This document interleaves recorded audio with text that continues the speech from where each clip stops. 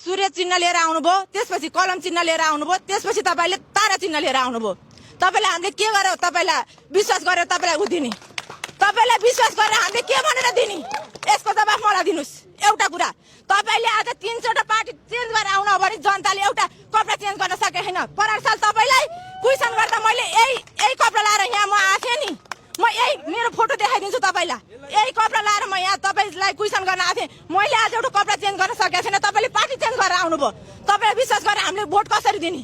तपाईले म यहाँ आउँदाखेरि राजेन्द्र पाण्डेले पुल हाल्ने हो रे भनेर भनेको हिजोको 67 सालको कुरा आज कति गयो? 82 साल हुँदाखेरि तपाईले एउटा पुल हाल्न सक्नु भएन। आज जनताको अगाडि तपाईँ भोट माग्न कसरी आउनुहुन्छ?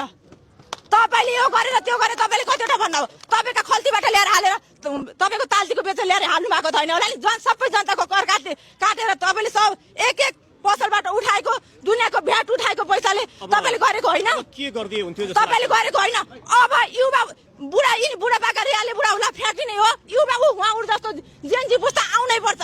नेपालमा यिनी रियाले बुढाउला राखेर कामै छैन, कामै छैन, यहाँको जवाफ लिन्छु है, कामै छैन। बिन्ती छ तपाईहरु अब बाइ बाइ गरिदिनु होला। मेरो हजुरबाको उमेरको तपाईँ हुनुहुँदो रहेछ। म नजन्मिँदादेखिको तपाईँ राजनीति गरेको।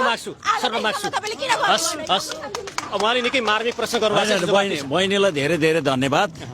तपाईँ होइन सुन्नु न, अब तपाईँले भन्नुहुन्छ मैले सुने, मैले भने भने तपाईँले सुन्नु पर्यो नि त, कि तपाईँ नै भनिरहने भए त भइगयो।